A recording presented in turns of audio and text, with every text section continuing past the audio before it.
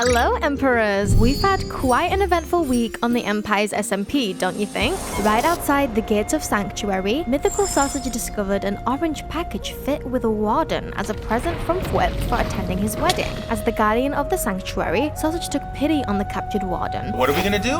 What any good Sanctuary citizen should. We're gonna save them. So he decided to create a cave home for the monster, and he protected it with a bit of Sanctuary's magic. Sausage later explained that he will keep the warden there until he might need to use it to protect his empire. Maybe, just maybe, he plans to use it against the evil king's assassins when they finally arrive at Sanctuary to claim Sausage's life. Meanwhile, in the Evermore, the Great Witch Shelby continued constructing her geode lake as protection against the ghost that has been prowling around her empire. After returning from a brief mining session, Shelby discovered that the amethyst crystals she had received from Lizzie have already expanded to form the bottom of her lake. Well, I'm not really quite sure how that's happened now. While venturing out into the fog of the Evermore, Shelby discovered a statue made of moss facing in the direction of her empire. While she didn't know where the man came from, Shelby believed that it might have been created by a great spirit of the forest. Are you one of the spirits of the forest? I love your hat. Whatever it was, it sure can't mean anything good, can it? Later, Sausage met up with Shubble and the duo decided to trek into the depths of Evermore to find Shelby some magical spore blossoms to empower her empire. Before heading out, Sausage explained to Shelby that her frog, Tortoise, had told him that Shelby was on the run. But never mind what Tortoise keeps telling me, that they're after you. Oh right, you talk to animals. Though he didn't believe the frog was telling the truth. Once they had uncovered some spore blossom for Shelby, Sausage told Shelby all about Pirate Joe's crush on Princess Catherine, making the witch jealous as she revealed that she might have feelings for Catherine too. Maybe I have to duel him for her heart. Oh yeah, but be careful, he has a gun. He's a gun? So we are excited to see what is in store as this love triangle continues. After departing from one another, Sausage went to his bed and fell asleep, only to awaken in a summoning circle in the Mythlands, Sausage's empire from season 1 that was destroyed 1,000 years ago in the past. Get me out of here! After Shubble returned to the Evermore, she avoided yet another letter asking for her to turn in her witch's gear, and she worried that she might not be able to tell her grandmother the truth about being on the run. Back in the Tumbletown, Jimmy was not having a good day, to say the least. In a non-canonical flashback to Jimmy's livestream before the Fwip's wedding, Scott, Jem, Ollie, Sausage, and Fwip trapped Solidarity in his own prison and killed him several times.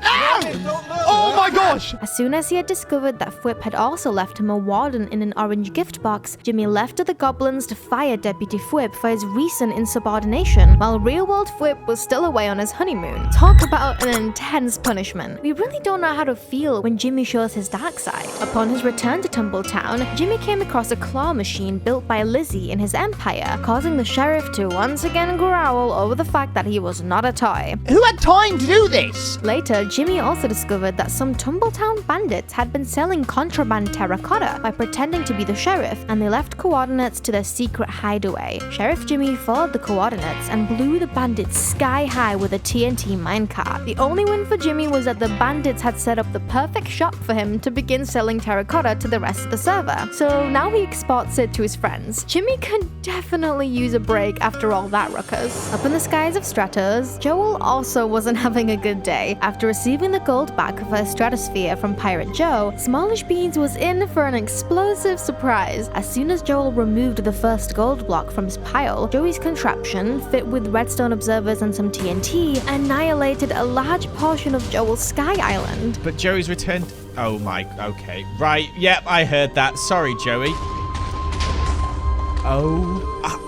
But Joel's bad luck didn't stop there. You see, Fwip also left a special surprise underneath the surface of Stratos. In a scene that looked like it had been ripped straight out of a horror movie, Joel battled a warden by sniping it with arrows and flying around the room. After trying to take it on, Joel was easily defeated, so he continued with his flying strategy for some time until the warden was finally slain. Following these conundrums, the God of Law decided that he would add a bit of law to the land of Stratos. After constructing a temple dedicated related to who Joel describes as the god of farming, Joel explains how, while he was the only god left on the Empire's SMP, there were gods who came before him who have since passed away. Joel also left Hermes in Sausage's empire with a tiny stratosphere as a thank you for giving Joel a new axe. Ah, sweet little Hermes. We don't really know what he is, but he certainly is adorable. Over in Critter City, LD Shadow Lady quickly discovered that Fwip had also given her yet another warden wrapped up nicely in an orange box. That did not go according to plan. After amassing an army of wolves and dying twice at the hands of the monster, Lizzie's wolf pack managed to kill the warden, and Lizzie promised them belly rubs for their hard work. Later, Lizzie explains how displeased she is with some of the prices some of her fox villagers have been offering for their trades. So, after taking up the dark art of necromancy, Lizzie used zombies to turn her butcher and sweet berry vendor undead. Now we just kill this. Oh jeez! Oh no! After Lizzie splashed them each with a potion of weakness and fed them a golden apple, the villagers were reverted to their original farms, only now with cheaper trades. Although it was a bumpy experience through and through, our crazy Calico managed to achieve her goal in the end. Back in the past, Mythical Sausage remained trapped in the summoning circle for over an hour, and after it seemed like nobody would come to help him, Sausage was introduced to Bubbles. But this wasn't the Bubbles that Sausage knows from Sanctuary. Instead, this Bubbles reveals that he is connected to all the other Bubbles dogs across time and space, much to Sausage's surprise. You're psychically connected to my other bubbles? You all are? What do you mean you all are? How many of there are you?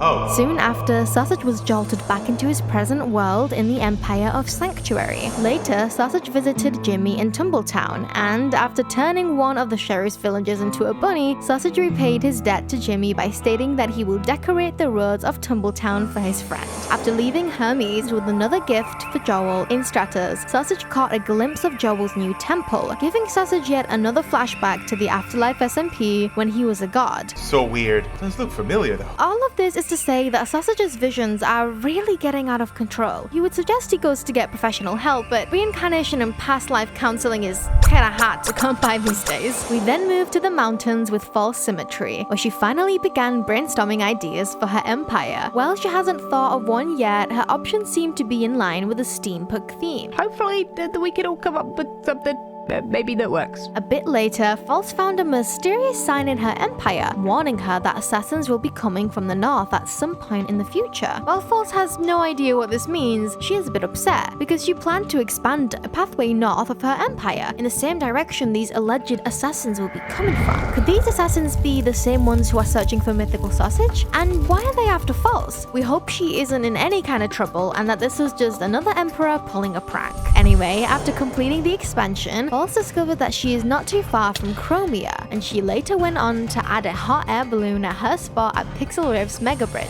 Over in Glimmergrove, Princess Catherine and Princess Gem formed the Princess Alliance, where they will merge their honeycomb and string together from now on to export candles to the rest of the server. Once Gem left, Princess Catherine discovered Pirate Joe's present at Glimmergrove Castle that he left for her last week, and she headed to Tumbletown to report the crime to Sheriff Jimmy. I have a problem. Do you remember Pirate Joe and how I told you he stole your TNT from here and I put it back? Yeah? Well, he did it again. Clearly upset with Joey's actions, Jimmy set off to the Eversea, where he finds Pirate Joe. Joey initially refused to go to jail, but after Jimmy told the pirate that Catherine was waiting for him in Tumbletown, the two headed in that direction. After Jimmy finally got Joe to get in his prison cell, the pirate had a bit of a realization that he, Jimmy, and Catherine could make for an interesting poly relationship. So all three of us are dating now?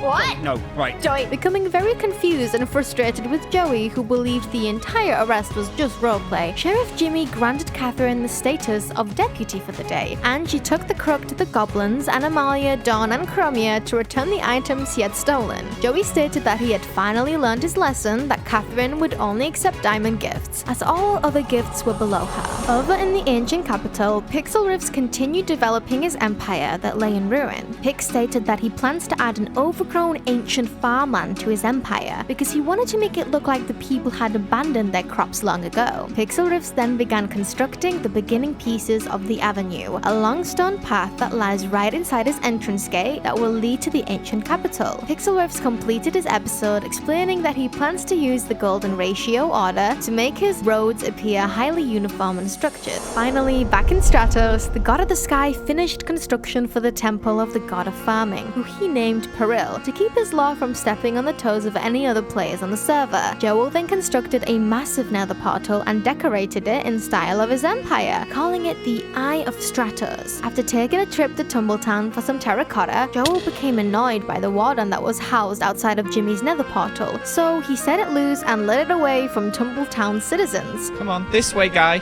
Come on, come on.